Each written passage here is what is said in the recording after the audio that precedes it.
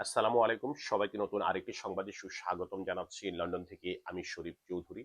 প্রতিদিন আপনাদের সাথে বিভিন্ন ধরনের সংবাদ পরিবেশন করে আমরা সংবাদকর্মী হিসেবে অথবা একজন ব্লগার হিসেবে চেষ্টা করি দেশ দেশান্তরের অনেক খবর আপনাদের সাথে তুলে ধরার জন্য। আজ যে খবরটি তুলে ধরব তা আসলে অত্যন্ত কষ্টের, বেদনার এবং শোকাবহ।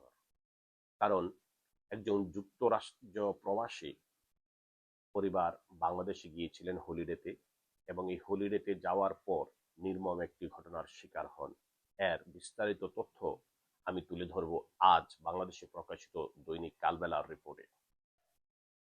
রাজধানীর ধানমন্ডির 15 নম্বর রোডের একটি বাসায় এলোপাতাড়ি ছুরিকাঘাতে নিহত হন একেএম আব্দুর রশিদ, 85 বছর বয়সের একজন বৃদ্ধ নাগরিক।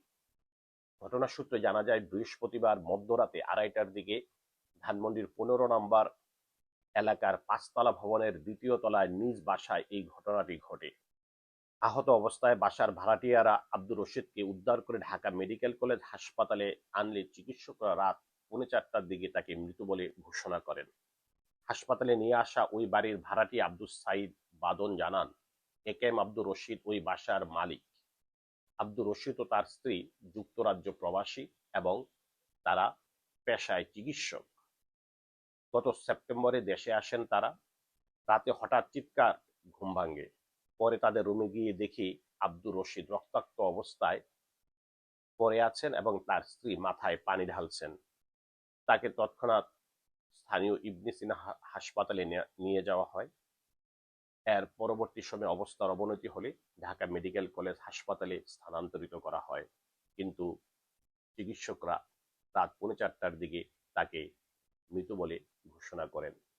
বাড়ির ভাড়াটিয়া বাঁধন জানান, ছুরিকাঘাতে নির্মমভাবে নিহত আব্দুর রশিদ এবং তার স্ত্রী দুজনেই যুক্তরাজ্যে চিকিৎসক হিসেবে কর্মরত ছিলেন এবং প্রতি বছর তারা সেপ্টেম্বর মাসে দেশে আসেন হলিডেতে এবং ডিসেম্বর পর্যন্ত থাকেন, তারপর আবার চলে আসেন যুক্তরাজ্যে। এই নির্মম ঘটনাটি ঘটার পর পুলিশ এবং স্থানীয় সূত্র ধারণা করা হচ্ছে ডাকাতের উদ্দেশ্যে কেউ বাসায় প্রবেশ করে এই নির্মম ঘটনাটি ঘটিয়েছেন। এখন বিস্তারিত তদন্ত এটা হয়তো পরবর্তীতে আপডেট পাওয়া যাবে। আমরা যারা প্রবাসে অবস্থান করি, আমরা প্রতি বছর একটি সুযোগ পেলেই প্রিয় মাতৃভূমিতে ছুটে যাওয়ার জন্য বেকুল হয়ে যাই, কিন্তু এই অপ্রত্যাশিত মৃত্যুটি এই পরিবারটিকে শুধু শোকের সাগরেই ভাসিয়ে দেয়নি, আগামী দিনে বাংলাদেশে যারা হলিডেতে যাবেন অথবা হলিডেতে যাওয়ার প্রিপারেশন নেবেন তাদের জন্য একটি মানসিক ট্রমা হিসেবে কাজ করছে। আমরা যারা প্রবাসে অবস্থান করছি, দেশের স্বরাষ্ট্র মন্ত্রণালয় তথা সরকারের ঊর্ধ্বতন কর্মকর্তাদের কাছে বিনীত অনুরোধ করছি, প্লিজ দেশের আইন শৃঙ্খলা পরিস্থিতির উন্নয়ন ঘটান। দেশকে আমাদের জন্য নিরাপদ আবাসস্থল গঠনে আপনারা কার্যকরী ভূমিকা পালন করুন। আবারও কথা হবে নতুন কোনো সংবাদে।